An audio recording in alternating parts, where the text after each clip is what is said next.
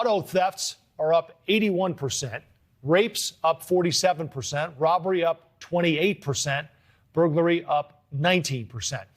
But the president was there to talk specifically about gun violence. Joe Gamaldi of the National Fraternal Order of Police joins us now.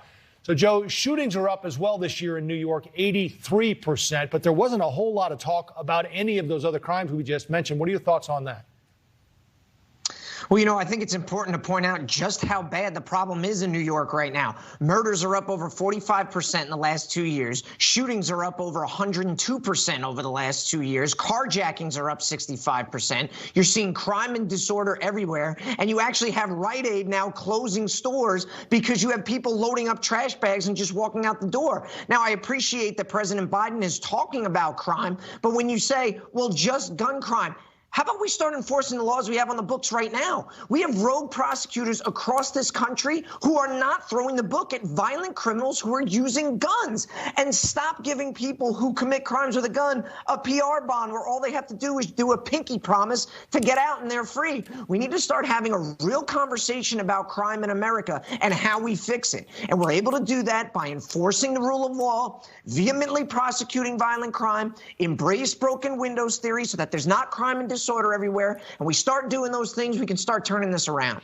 So we did some research on this, Joe, and in New York back in 2018, 9% of those released were getting rearrested for felonies. And after the bail reform program went in, the most recent numbers show that more than doubled, with 23% getting rearrested on felonies. And it actually jumped up to, I think it was 41% if you include misdemeanors.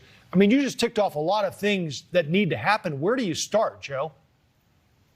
Well, I'll tell you, the first thing we do is start with bail reform, which has been an unmitigated disaster because it wasn't just New York. The University of Utah did a study on Cook County in Chicago where it showed even worse numbers, where over 50% of the people that were released on violent crimes recommitted and reoffended on violent crimes. We need to make sure that everyone, and I mean from the president, senators, representatives, local officials, are holding these rogue DAs accountable and making them do their job. That's how we're able to impact violent crime, because these are repeat felons that are doing this over and over again. And it's what's driving our violent crime rate. We had 16 American cities report their highest murder rate on record. In 2020, we had over 20,000 homicides in this country, and we haven't seen that number since the mid-90s.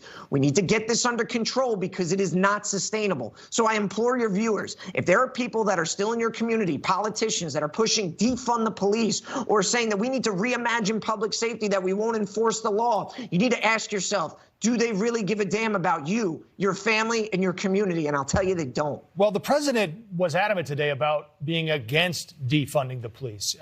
He's there, I think, talking primarily about the gun violence issue. Where does that need to go? And why is that not more part of the conversation? Well, it's interesting. The gun conversation in this country has gone on for decades, and it's likely to continue for another few decades. And I believe we can all be pragmatic and try to discuss solutions to the problem, but we're not enforcing the laws that we have right now. We are letting people go out and shoot people multiple times, and we're giving them a PR bond, and then we're giving them probation. Why is it that we cannot all agree that if someone is arrested for putting a gun in someone's face and robbing them or shooting them, that we should seek the maximum, that we show violent criminals no quarter in our criminal justice system? That's how we start making a difference. Right now, we can start doing that tomorrow.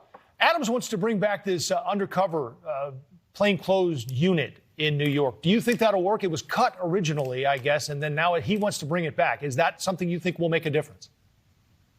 I think it'll absolutely make a difference. We're talking about the elite anti-crime unit that would go out there, and their specific function was to get illegal guns off the streets. So I think you're definitely going to see a decrease in violent crime in the areas that they're deployed. But I think it's always important to remember that police officers are just one component.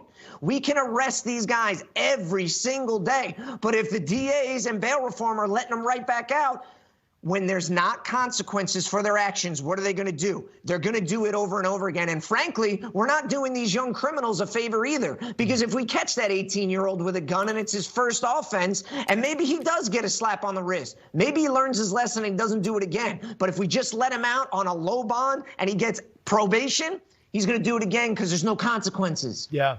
We've seen 6 officers killed so far this year, I think. I think there were 40 already shot. What does this do to the morale of officers nationwide, Joe? And I think on the tail end of that, a tweet that involved actress Susan Sarandon, where she essentially compared the NYPD funeral to fascism.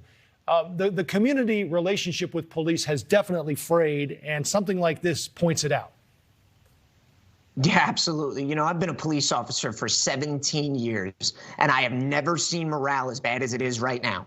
And then you have this disgusting tweet from D-list celebrity Susan Sarandon. I mean, how depraved do you have to be to poke fun at police officers and call us fascists at an officer's funeral? And also, her statement was so ignorant, she doesn't even know that thousands of those police officers attending that funeral don't even live in New York. They live out of the state. There's other agencies within that state that actually attend that funeral. There's people that go on their time off. That's why we have 3 different shifts to cover it. So it was an ignorant tweet, but that's what we've gotten to in America, where you just go after the hardworking men and women of law enforcement. But just to your point about the violence against us, it is the worst I've ever seen it. We've had over 346 police officers shot last year, which was a record.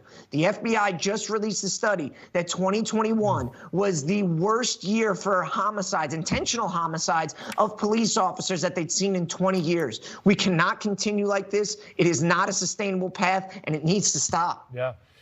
Joe Gamaldi, it's great to have you with us tonight. Thank you for the time. Thanks for having me on. You bet.